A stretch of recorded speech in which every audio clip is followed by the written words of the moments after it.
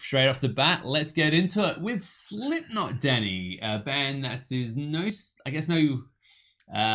surprise to anyone. You know, they at least Corey Taylor appear on the news in some way or shape or form in the metal media. Yeah. He just seems to attract attention. He is the electronic buzzy mosquito thing to the heavy metal world, Danny. Yeah, he's definitely come that way. I mean, positive news. They've released their new masks. There's a pretty funny one on Facebook. Some guy cut out a milk carton and put on his face to make it look like Corey Taylor. It's actually quite funny. But this is more so like what you're alluding to, the fact that he's become like a meme in itself. That's right. Yeah. Now, what I've got here is a quote. He's gone and told the metal media, "You don't have to like me, but you're going to love me anyway. I feel everyone is starting to turn on me, and I'm going to use that to my advantage. All right, you want a villain? I'll give you an effing villain.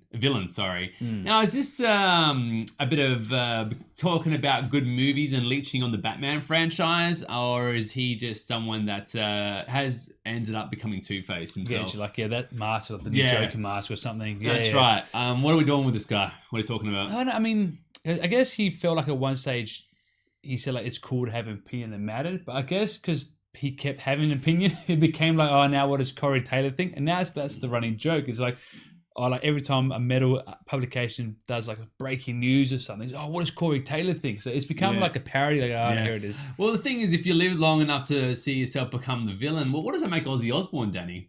I mean, that guy's lived forever. Or more importantly, what does it make Sharon Osbourne? The puppet master. Yeah. Nevertheless, I mean, you know, if you're going to use Batman lines, I mean, it is one of the best movies from the Christopher Nolan series, though. Sure. So I think this is good for Corey Taylor. I mean, if you ever run out of like lyrics, you can just go to like, all the people who've trolled you and like put those in like a lyrics. So when people equal shit, he could do like people equal trolls and just like list all of the smart ass comments. I wish he came out and ripped off a better Batman movie and took the Jack Nicholson one and said, he stole my balloons. Where do you get one of those things? Where do you get those wonderful toys? Oh my God. Let's not talk about Slipknot unless we really have to anymore. Moving on to Campbell Corpse. They've unveiled a new film clip, Danny, and you'll love this because it is a horror movie film clip. Lasts for about as long as the Cannibal Corpse song lasts for, and it's long enough to reheat your dinner from last night. It's called Red Before Black, the video. And Danny, have you watched it? Yeah, but I just like quickly skipped through it. I didn't watch the whole song. I went every 30 seconds, I cut through, and it's pretty much like a first-person shooter, but it's more like first-person slasher game. Yeah, that's right, exactly right. It's this big snuff film, but instead of the Doom mechanic, it uses the Doom mechanic because if you play Doom, it's pretty much a big snuff film anyway. But instead of people, it's demons, so it's a little bit more. It depends what your...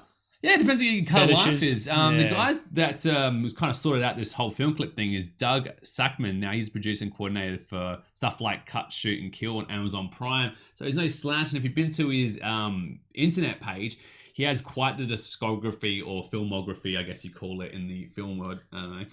And lots of mutation and mutilations, decapitations. But look very budgety. I mean, for a good reason. This is it might be deliberate, but geez, it's like did they have to get like a high profile person? Couldn't they just do them themselves? Well, my highlights of the film clip, because we always talk about the highlights of the album. We did review that Cannibal Corpse album. We do recommend that you go and check our review of it. Shortcut, just break it down for you. It was an okay album. You know, the guys can obviously play and all that kind of stuff. But talking about the film clip, I like the decapitated head and throwing it in the bin thing. That was pretty cool. Did you get to see that part? No, you missed it. Tragedies afoot, Danny. Someone has paid $22,000 for Kurt Cobain's dinner plate, or it's a pizza plate. Now, a lot of people, I would like to know what people would have paid for, let's say, his guitar. Or imagine it's like fork, because there's actually saliva on that fork, so you could probably bring him back. Yeah, clone him. I don't even think this was a pizza plate. Have you seen the plate? There's no oil stains on it. It's a pretty clean plate. I have seen it, and do you want to see it? There it is, Dan. Where's the oil stains? That has not been used. That's some guy who just. Is that even his handwriting? I guess the grunge scene, writes as good as doctors, and maybe that's a good thing or a bad thing. I don't know how you look at it.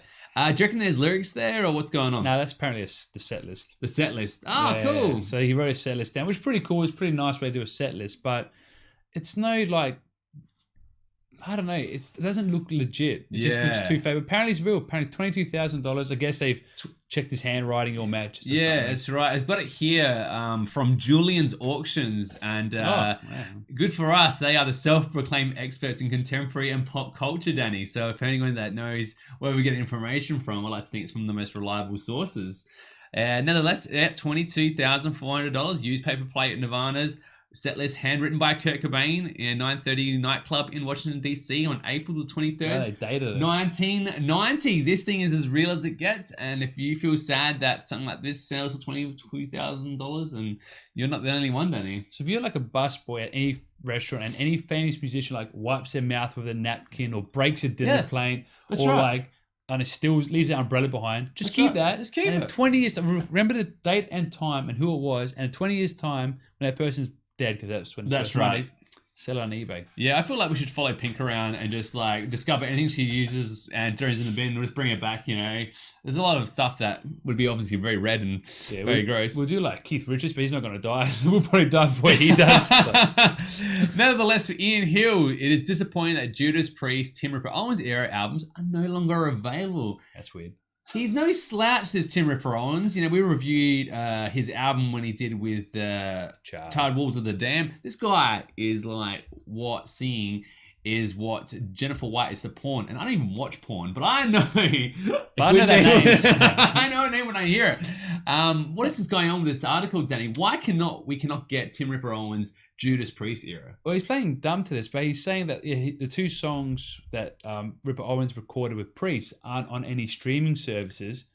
But he doesn't know why. The 1997 Jugular Lator album and the 2001 Demolition. Is that what we're talking about here? Yeah, those albums. Yeah, that's right. Now, those two albums are where this lovely guy Ian Hill, he uses a 5-string bass because they actually downtuned the guitars in that album. All right. And if you want to know who Ian Hill is, well, he's pretty much the only guy left from the original lineup. I think he started in 1969, was it? Yeah. So he's been serving the only basically member there. This guy goes, Danny, it will be a Judas Priest cover band. Well, I thought there were all that's what I thought, but no, I think this guy is because apparently the other guitarist that left in 2011, Downing, he was the guitarist, so he was one of the original guys as well. So apparently there was two guys. Now only one. The Highlander of all metal bands. Yeah, anyway, for some reason, he's playing dumb, saying it must be management or must be the record company's decision not to have those CDs out for streaming. Yeah. I think it's part of the Illuminati. I guess Tim Ripper Owens said something he shouldn't have said. Pissed off Corey Taylor. Yeah, exactly. He actually did, didn't he? He did. He did. He pissed off Corey Taylor, and now he's like, all right, get rid of this guy. Like, yeah, that's the lesson learned. Don't piss off Corey Taylor. And here we are in our podcast. Well, if we don't see us here next week, guys, we're in Corey Taylor's basement. And what a way to go, huh? With all those old stinky masks, semen, blood-filled, urine-filled. I mean, those guys had to pee on stage. And why not just pee in a big-ass mask thing? Because they're only there for 2 hours, you know.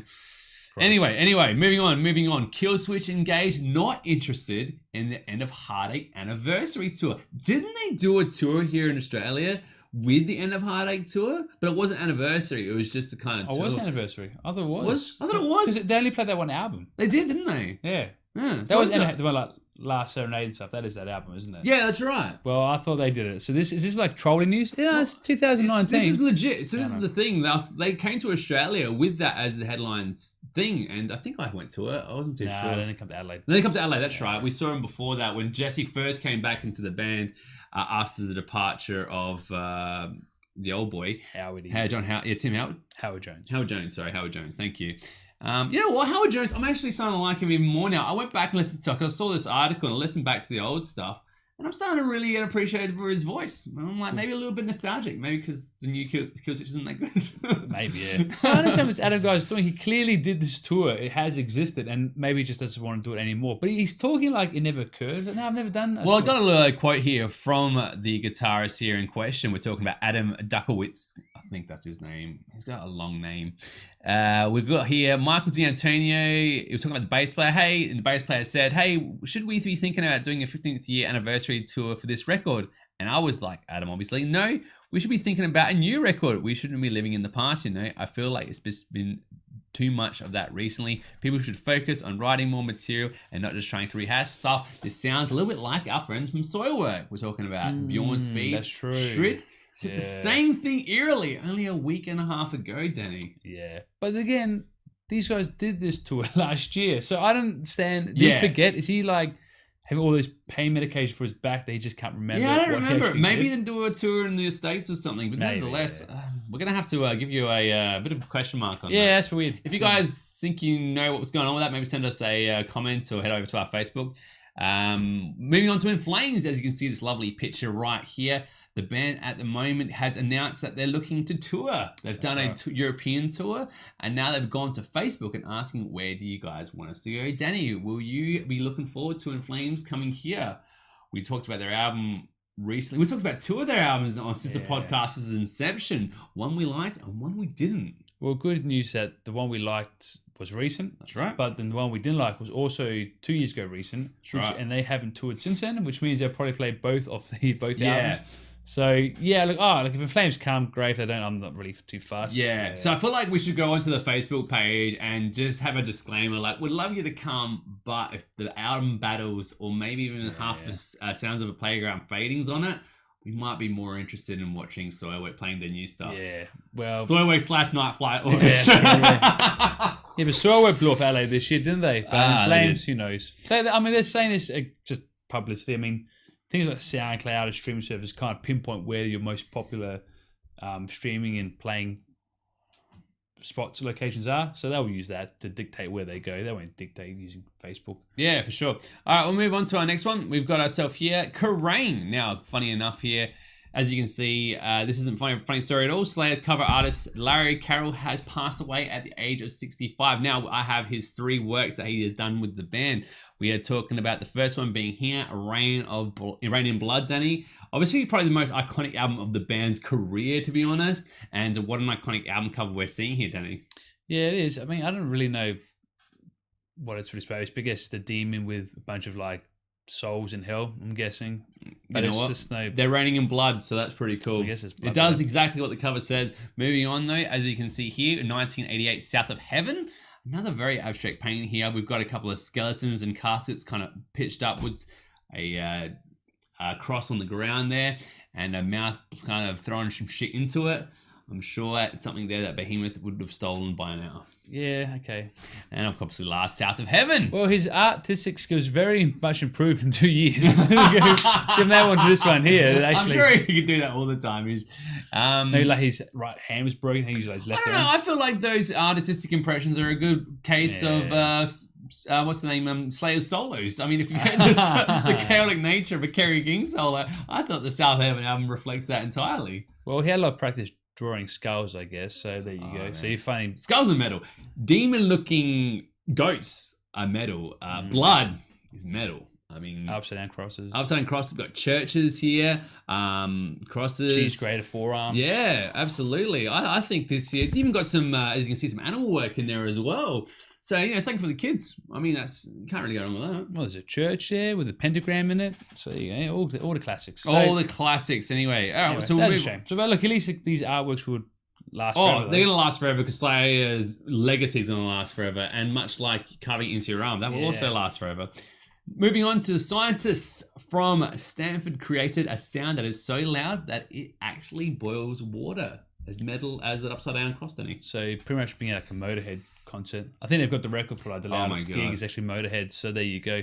But apparently this is so loud that apparently they have to play underwater because for some reason, I guess if it's above water, everybody dies. Yeah. But they said it's so loud, it's louder than a rocket taking off. Yeah. And they're so loud, it will instantly boil your water. And I think explode your eardrums and explode your heart and your lungs. Yeah, that's how bad. Apparently they said it's like a rocket launcher. Like, I mean, that's amazing. Like a rocket launcher. And I'd imagine, like you said, it's mostly like being at a Motorhead concert where the sound is as close as they've ever gotten to it before at life. But they're now beating that, and I'm sure somehow Metallica's going to use this somehow. I feel and what is the point of having a sound? Gene Simmons is going to trademark. He's going to trademark that decibels or whatever the dB level. Yeah. But what is the point of that loud sound. It's probably some like bullshit science experiments where they need it. And we're like, okay. Well, I think great. if you really want to kill someone with the Slayer song, you can now. Imagine like all the whales and dolphins when they hear that, or they're like, you bastard, shut up. I think black metal has been wanting to do this for years. I mean, now they've actually got a chance to do it. I mean, they've been having to kill people with their hands before. And that's inconvenient. You got blood, and you have to find another band member and stuff like that. But here we go. We've got the pure, absolute, foolproof plan. And that is to get them to go out dip in your pool and put the speakers in there. It's like the basement pool's like a massive subwoofer. So what's that thing? Oh, yeah, that's the jets. Yeah, don't worry about it. I'm never going to your honest's pool party, that's for sure. All right. Moving on to another story here. Your boys, Danny, Deep Purple. Congratulations. Someone else has honored these guys with a Lifetime Achievement Award, and not just for being alive for this long, or in the same band, because that is the achievement, isn't it, really? Quite well. Honored by Ivor Novello, the International Achievement Award is what it's called. Now I want to get a quote from Ivor Novello before I throw you a question. Acknowledging an exceptional legacy that has inspired and shaped generations of hard rock musicians all over the world. Danny, is this true? You would think so. What albums would you contribute to being the exceptional legacy that this band's produced, so our fans here can know what you're talking about? Well, Machine Head's obviously the biggest one, all the classic songs. In Rock is also another big one. But you like the funky stuff, don't you? The Fireball album? Fireball's not too bad. Stormbringer? Burn. Mate, you like Stormbringer. I like Stormbringer. Yeah, I think it's underrepresented. Yeah. The actual first title track, named Stormbringer, is really good. And there's two exceptional ballads off the album as well. Soldier of Fortune's one of them. And there's another one as well, which I've forgotten because obviously I'm super lazy, brother. Matt. Yeah, but good on them. They finally won this award apparently after 60 years of it being around. And it's actually an English-Irish award. And they are an English band. So international achievement, I guess, means like internationally they've had a big impact and success. So give them credit. I mean, that's a big achievement. They deserve it. Not too many, absolutely. I mean, if guys like Dream Theater, like John Petrucci's saying, Steve Morse is the most influential guitarist of all time, should be recognized one of the best guitarists of all time, and he's in this band, then we should listen to him because, that guy can play. Yeah, excellent. So well done, Deep Purple. Congratulations. Yeah, everyone else giving more awards. They should get an aria, honestly. Australia should acknowledge these guys as being awesome. Yeah, honorary doctorates, what they get. And not just for Smoke on the Water or Black Knight, like for their good songs. Perfect Strangers. Yeah, Perfect Strangers.